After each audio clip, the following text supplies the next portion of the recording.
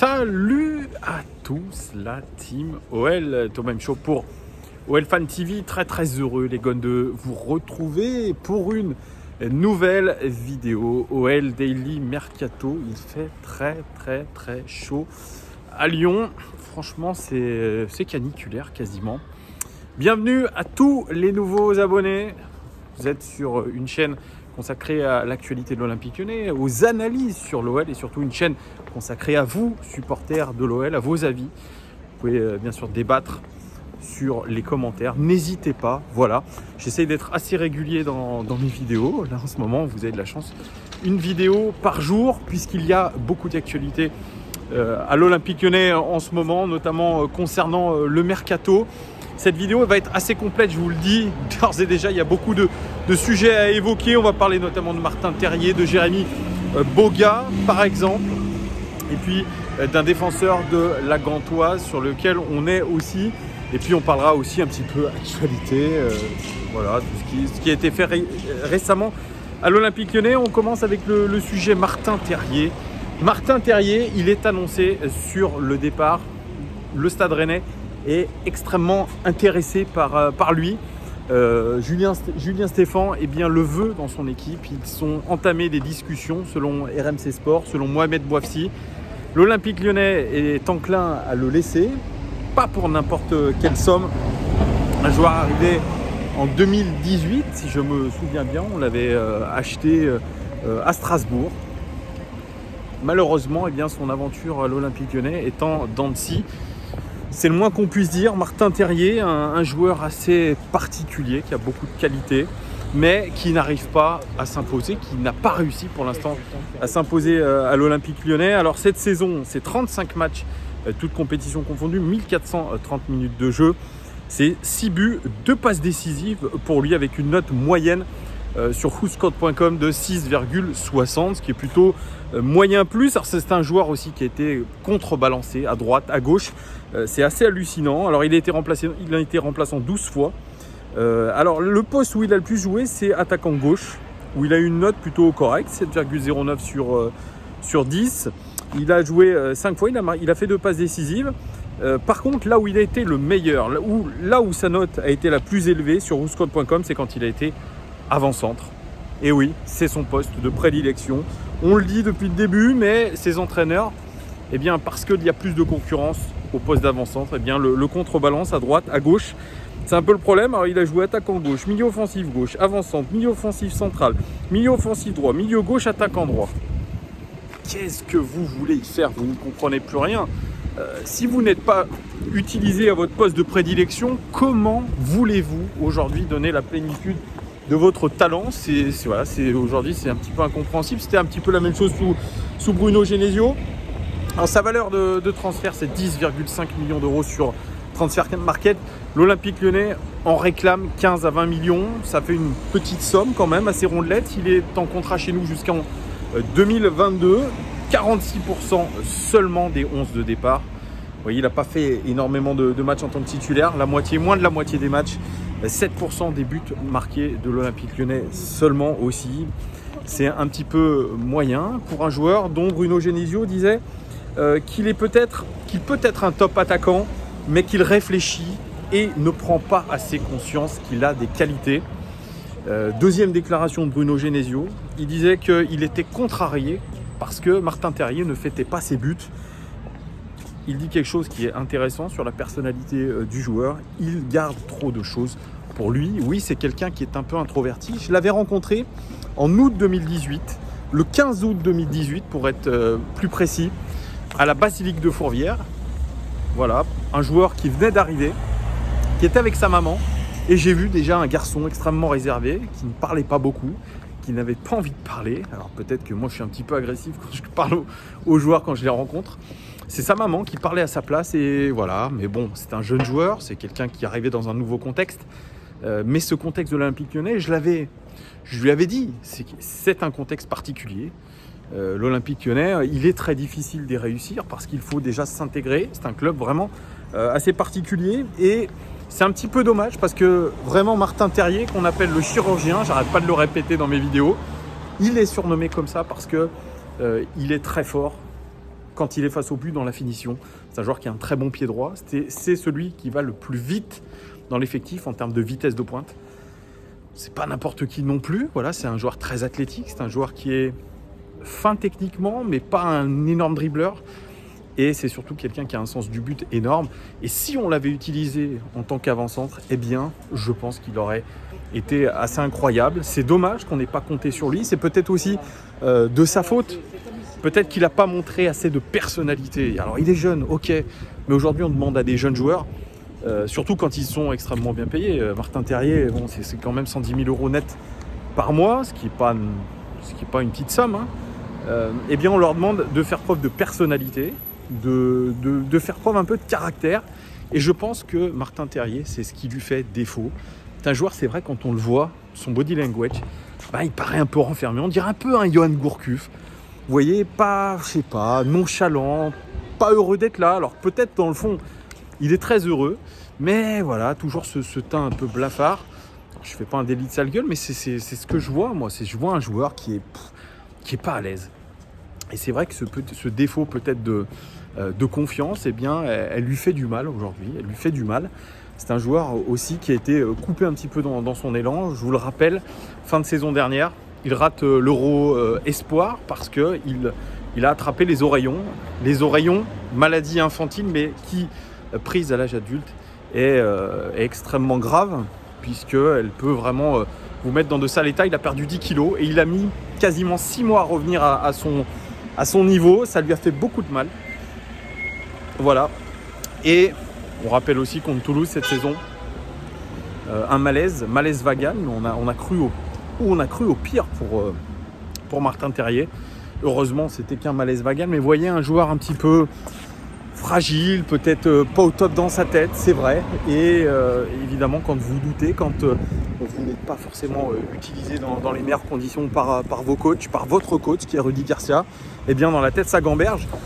Son meilleur moment de la saison, moi je pense le connaître, c'est le match contre Leipzig où il a marqué un but, un joli but d'ailleurs, opportuniste, où il presse très haut et il le marque dans sa position préférentielle, qui est une position d'avant-centre. Voilà, c'est tout. Voilà, quand on l'utilisera comme il le faut, dans son poste de prédilection, peut-être qu'on pourra en tirer le maximum. On ne peut pas le mettre sur un côté, etc. C'est pas un joueur de côté. C'est un avant-centre. Donc voilà, c'est très dommage. C'est très dommage qu'il ait été mal utilisé, Martin Terrier. Je pense si on le vend, on n'aura pas eu la quintessence de son talent. Il n'aura pas réussi, je pense, à progresser assez chez nous. Voilà, je pense qu'un club comme Rennes pourra l'utiliser peut-être davantage dans un poste de préférentiel, c'est-à-dire seul en pointe ou à la rigueur à 2 attaquants. Voilà, ça peut être aussi une solution aussi pour lui de jouer dans un système à 2 attaquants. Mais voilà, c'est un petit peu dommage. Martin Terrier, je vous le rappelle, aussi titulaire au match aller contre Barcelone la saison dernière, puisque Genesio voyait en lui quelqu'un avec la capacité de marquer. Il a fait une barre transversale d'ailleurs contre le Barça à domicile. On avait fait 0-0, mais un joueur aussi capable en phase défensive de densifier le milieu de terrain, puisqu'il a un gros volume de jeu, il court beaucoup. Voilà, moi je suis un petit peu déçu pour Martin Terrier, mais en tout cas, l'Olympique Lyonnais, bien, je pense, ne croit plus trop en lui et voit d'un bon oeil ce départ du côté de Rennes. On verra ce qu'il en est.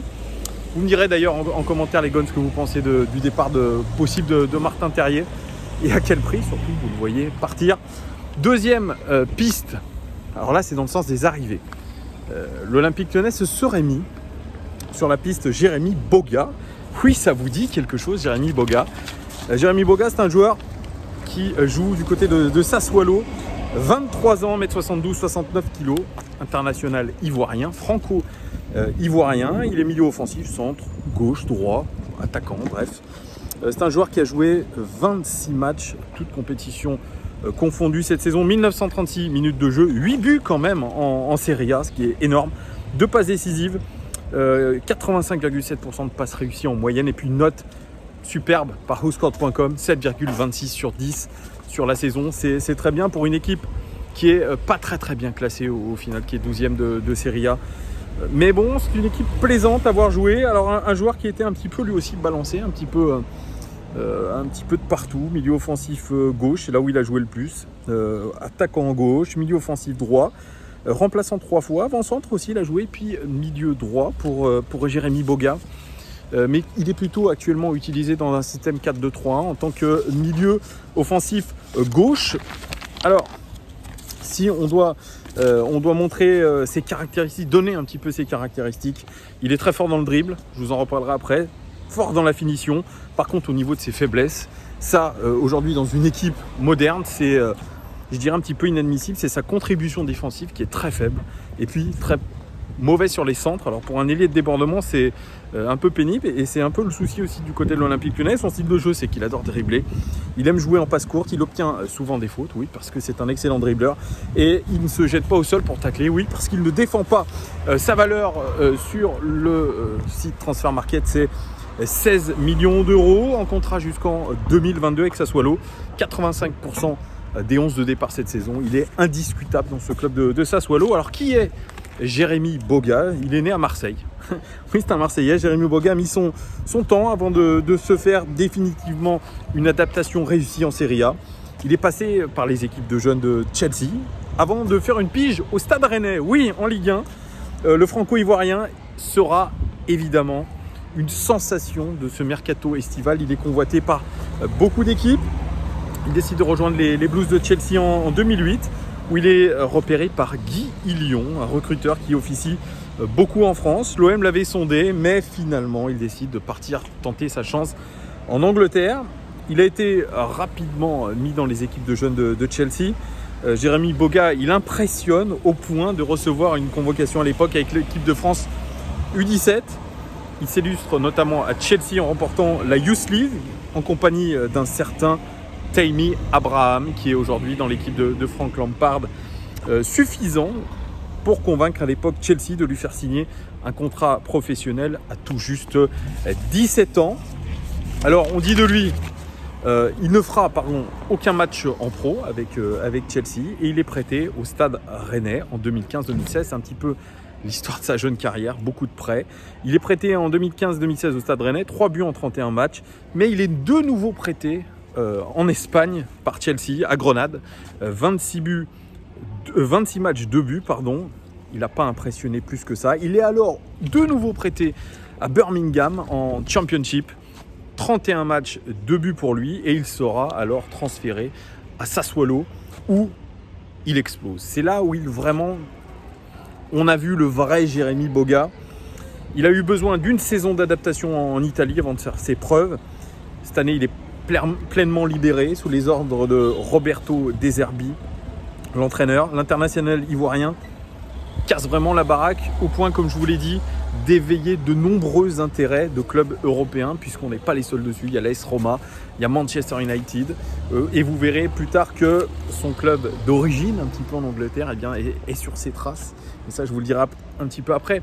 Alors c'est un joueur qui est considéré comme très rapide, puissant et technique, malgré un petit gabarit, je vous l'ai dit, 1m72. Il a un dribble signature aussi, Jérémy Boga, qu'il travaille énormément à l'entraînement. C'est la spéciale, il dit rentrer à l'intérieur et frapper au but. Ce sont des gestes que je travaille beaucoup à l'entraînement depuis tout petit. Il est actuellement le 3e meilleur dribbleur d'Europe, derrière Traoré de Wolverhampton et Messi. Et il est surtout devant un certain Neymar. C'est pour vous dire la qualité de dribble de ce joueur-là. Il a un pouvoir d'accélération et de percussion assez impressionnant. C'est l'un des 3 joueurs en Europe qui progresse le plus balle au pied vers le but adverse. 262 mètres gagnés par 90 minutes. C'est assez incroyable. C'est un créateur pur qui ne fait rien pour renier un style hérité du football de rue. Ah, ça c'est beau ça. Il y a un certain Luis Fernandez qui aimerait organiser d'ailleurs un tournoi de foot de rue, un petit peu pour trouver les talents de ces quartiers-là, parce que effectivement, il y a des formidables dribbleurs dans nos quartiers. Alors, il dispose d'une clause de rachat de la part de son ancien club Chelsea, clause prioritaire, et il a récemment affirmé qu'il aimerait bien y retourner à Chelsea. Peut-être que ça pourra se faire. Alors, Gelson Fernandez, son ancien coéquipier du côté du Stade Rennais, il dit il a une telle capacité à éliminer, je n'ai jamais vu ça. il est admiratif d'ailleurs. Hein. Il a une conduite de balle très rapide, une vraie capacité à enchaîner les dribbles avec de petits pas, un centre de gravité très bas. Il va très vite dans les petits périmètres. Quand il repique dans l'axe, je ne vois pas comment tu peux le prendre. Ça, c'est dithyrambique de la part de Gelson Fernandez, son entraîneur Roberto De Zerbi, qui, avec Sassuolo quand même, on le dit en Italie, en tout cas, pour ceux qui suivent la Serie A, eh bien, il pratique un football des plus alléchants, malgré cette 12e place. Il dit, Jérémy Boga, de son coach, c'est grâce à lui que j'ai mûri, il me fait confiance, me laisse beaucoup de liberté offensive, mais il m'aide aussi beaucoup tactiquement. Auparavant, j'avais du mal à me déplacer de manière efficace sur le terrain. Lui m'a appris à utiliser la profondeur, alors que je suis plutôt un joueur qui aime avoir le ballon dans les pieds, arriver près du but le plus souvent possible, être à la fin des actions plutôt qu'au départ, être aussi présent à la finition qu'à la création. Il m'a beaucoup fait progresser là-dessus. Son entraîneur, lui, eh bien, il est satisfait, mais pas tout à fait. Il voit encore des axes d'amélioration. Il dit qu'il faut qu'il travaille dur pour étoffer sa panoplie, marquer des buts, participer au jeu, ne pas se retrouver isolé pendant de longues périodes au cours d'un match. Et oui, c'est son gros défaut depuis le début de sa carrière. À Jérémy Boga, c'est ne pas être présent sur la totalité d'un match, pas assez régulier dans un match, mais pourtant c'est un joueur qui a un formidable état d'esprit. Tout le monde le dit, il écoute, il est humble, il ne se plaint jamais, même lorsqu'il ne joue pas. C'est un bosseur qui a envie de réussir. Tous ses coéquipiers, ou en tout cas la plupart de ses coéquipiers qui ont joué avec lui, sont d'accord de ce point de vue-là. Alors par contre, Jérémy Boga, il a brillé pour l'instant, mais sans réussir à franchir le palier de l'équipe première de Chelsea. Ça, c'est un petit peu, je pense, son petit échec. Je pense qu'il aurait aimé jouer avec Chelsea. Avant d'apprendre ailleurs, à délaisser notamment son poste fétiche de numéro 10, puisqu'il a été formé en tant que numéro 10. Il s'est installé un petit peu sur le côté gauche. C'est un processus payant qui a demandé du temps. Aujourd'hui, ce temps, il l'a eu. Il est prêt à autre chose. Avant, c'était quelqu'un qui driblait, mais pour dribbler. On en a connu des dribbleurs pour dribbler. Hein. Notamment, on pense à un certain Thème Ben Arfa. Désormais, il est plus efficace devant le but, Jérémy Boga. Les Blues, comme je vous ai dit, envisagent d'activer l'option d'achat de rachat de 12,8 millions de livres sterling dans son contrat cet été pour le ramener. Jérémy Boga, il parle un petit peu de Chelsea avec des regrets, mais en évoquant la concurrence à l'époque, quand j'étais là-bas, c'était Willian. Il y a eu ensuite Eden Hazard, Pedro. Lorsque José Mourinho était là, c'était Mohamed Salah. Il y avait beaucoup de bons ailiers. Pour moi, ça a toujours été le cas. Si je ne peux pas jouer, alors j'essaierai de me prêter ou de me faire prêter ou d'essayer d'aller quelque part pour m'améliorer. Puis peut-être revenir un jour. C'est peut-être le temps pour Jérémy Boga de revenir du côté de Chelsea. Alors l'OL qui est sur ce joueur, moi ça m'évoque pas grand-chose parce que c'est vrai, bon, cette saison, il arrive à exploser dans une équipe, je vous l'ai dit, 12e de Serie A. Il s'est développé, je pense, tactiquement. Mais c'est un joueur qui a beaucoup vagabondé, il a seulement 23 ans, il a connu beaucoup de choses. Je pense qu'il a besoin de se poser. Et est-ce qu'aujourd'hui, le fait de partir, de retourner dans le championnat de France, c'est une bonne option pour lui? J'en sais trop rien. Je ne pense pas en tout cas qu'il soit intéressé par un retour en Ligue 1 et à l'Olympique Lyonnais.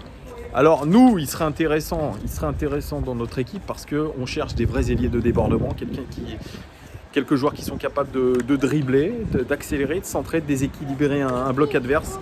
Oui, c'est un joueur aujourd'hui qui s'est développé. Oui, c'est un joueur aujourd'hui qui a pris conscience de son talent et qui est capable de l'exploiter au maximum. Mais aujourd'hui, dire qu'avec une saison correcte, même correcte plus, même satisfaisante du côté de Sassuolo, il est prêt aujourd'hui à exploser ailleurs. J'en doute aujourd'hui. C'est un joueur qui a besoin de régularité. Il a besoin peut-être de faire une troisième saison à Sassuolo pour essayer de valider cette bonne saison. C'est pas assez en termes de régularité, je trouve, Jérémy Boga. C'est un petit peu dommage. C'est un petit peu le problème de tous ces dribbleurs, ces joueurs fantasques, fantaisistes, qui sont capables de coups d'éclat, qui sont capables de fulgurance, mais qui ne sont pas capables d'être réguliers, même dans un match. C'est son gros défaut à Jérémy Boga. Oui, on a besoin de joueurs un petit peu fantasques, de joueurs qui sont capables de créer des situations inédites dans des matchs, qui sont capables de débloquer un match par un dribble, par une passe, par un but. Oui, d'accord. Mais on a surtout aujourd'hui besoin de joueurs réguliers. Et je crois que Jérémy Boga, malheureusement, pour moi, il ne serait pas une bonne recrue pour nous. Voilà, on a besoin de joueurs sûrs. Et puis, dans la tête de Jérémy Boga, je crois que retourner en Ligue 1, ça serait un échec. Surtout quand on voit qu'on est l'un des seuls championnats majeurs, le seul championnat majeur à ne pas avoir repris la compétition. Voilà, la Ligue 1 après une claque. Et mettre aujourd'hui une somme entre 20 et 25 millions d'euros sur un joueur comme ça, plus un salaire, je pense, pas XXL, mais quand même un gros salaire. Aujourd'hui, je pense que l'OM ne peut pas prendre ce risque. Et lui, de toute façon, si il voit peut-être un intérêt de la part de Chelsea pour le faire jouer dans cette équipe de Frank Lampard, où on a vu que récemment il faisait confiance aux jeunes, que ce soit Tammy Abraham, Mason Mount notamment, eh bien peut-être que Jérémy Boga se dira la boucle n'est pas bouclée à Chelsea, j'ai besoin de prouver à ce club de Chelsea que j'aurais pu réussir là-bas, je suis prêt. Donc voilà, moi je vois plus ce côté-là un peu pour Jérémy Boga. Donc pour moi, c'est non. C'est un joueur qui est bon, c'est un joueur qui est intéressant, mais voilà, aujourd'hui on a besoin de joueurs réguliers, de leaders. Jérémy Boga n'en fait pas partie et dans ses ambitions de carrière, je pense qu'une venue à Lyon ne serait pas d'actualité. Voilà, vous me direz ce que vous en pensez. Autre piste, les Gones. Celle menant à Michael Ngadeu de la Gantoise, international camerounais, défenseur central. Alors, je vous donne un petit peu son pédigré, son CV. Il a 29 ans, c'est le numéro 5 de cette équipe de la Gantoise. Il fait 1m90 pour 93 kg. C'est un sacré gabarit. Cette saison, il a joué 44 matchs, toutes compétitions confondues, 616 minutes de jeu. C'est ce qui paraît pas beaucoup. Alors j'ai peut-être pas toutes les j'ai pas toutes les infos concernant les minutes de jeu, je suis désolé, c'est sur WhoScored. Il a marqué 4 buts, il a pris 5 cartons jaunes, il a été noté en Europa League à 6,78 sur 10, ce qui est plutôt une bonne note pour un joueur dans une équipe qui évoluait en Europa League cette saison. Il est dans 100% des 11 de départ de la Gantoise, c'est un titulaire indiscutable. Il est coté à 4,5 millions d'euros, mais ce club de la Gantoise en réclame 10. Et on est vraiment intéressé, j'ai eu la confirmation, puisque son agent est assez proche de Juninho, et Juninho est en train de faire le forcing pour essayer de récupérer ce joueur de la Gantoise. Alors ses caractéristiques, je remercie d'ailleurs Damien Januel, qui est l'analyse vidéo en chef de Charleroi qui ira probablement en Europa League la saison prochaine. Donc il m'a dit qu'il était très fort dans les duels, qu'il avait une vraie qualité de relance. C'est un droitier qui joue axe gauche, il est très fort dans les duels aériens, mais plus en difficulté dans la profondeur parce qu'il manque de vitesse. Pour lui, 10 millions, c'est beaucoup trop cher pour un joueur de 29 ans. Voilà, il va falloir négocier sec. Ça fait partie d'une des pistes en défense centrale de l'Olympique Lyonnais. Une des pistes prioritaires, même si on disait le contraire ces derniers jours, notamment par David Barbet qui est en train de brouiller les pistes. On serait très très chaud sur la piste menant à Mamadou Sakho. Crystal Palace est enclin à le laisser filer pour 5 millions d'euros. Mamadou Sakho est prêt à diviser son salaire par 2, mais avec une prime à la signature. Bruno Chéroux est parti du côté de Londres pour négocier avec Sakho. Donc ça pourrait être la vraie grosse recrue en défense centrale. Moi je suis pas enclin à recruter ce joueur-là. J'en ai déjà parlé dans une vidéo consacrée à cette rumeur-là. Mais bon, on a l'air de se diriger vers un transfert de Sakho à l'Olympique Lyonnais. On verra ce que ça donne. Autre information, mais cette fois-ci ce n'est plus côté transfert. L'Olympique Lyonnais a récupéré un prêt de 90 millions d'euros. Voilà, ça va pouvoir permettre d'éponger un peu les... comment on peut dire, d'éponger pas les dettes, mais le fait de ne pas aller en Champions League peut-être. Voilà, donc on a obtenu ce prêt de 90 millions grâce à à cause du Covid-19. On verra comment on l'utilise l'Olympique Lyonnais. On a su aujourd'hui que le stage du côté d'Évian se déroulera du 28 juin au 4 juillet. Je vais essayer d'y aller, je ne vous promets rien, mais je vais essayer d'y aller parce que si j'y vais, qu'on bloque tout, eh bien j'aurais l'air bien bête. Et on va faire un premier match amical contre l'US Port-Valais, 6e division suisse. Ça sera le 1er juillet. Et puis au retour du stage, le 4 juillet, on va faire un match amical contre l'OGC Nice. Puis vous avez pu voir sur tous les réseaux sociaux de l'Olympique Lyonnais, vous avez pu voir aujourd'hui, ce matin, notre équipe est partie du côté du parc de Miribel-Jonage pour une journée un petit peu cohésion d'équipe où ils ont pu faire du tir à l'arc, du vélo, des sports nautiques un petit peu, voilà. Tout ça pour un petit peu créer une cohésion. C'était assez marrant, c'était la colonie de vacances du côté de l'Olympique Lyonnais. 25 minutes que je vous parle les gars, j'espère avoir été plutôt complet sur l'actualité de l'OL, sur les transferts. N'hésitez pas à commenter cette vidéo, à me dire si vous êtes d'accord avec moi ou non. Qu'est-ce que vous pensez du départ de Martin Terrier, du recrutement possible de Jérémy Boga ou de Michael Elgandeux? Dites-moi en commentaire tout ce que vous avez dans le fond du cœur, toute votre pensée. Et puis, il ne me reste plus qu'à vous remercier vraiment pour votre fidélité sans faille, vos nombreux likes, vos partages. Tout ça, merci, c'est grâce à vous. On continue, il y a de l'actu. Évidemment, à très bientôt pour un nouvel épisode de OL Daily Mercato ou de OL Daily News.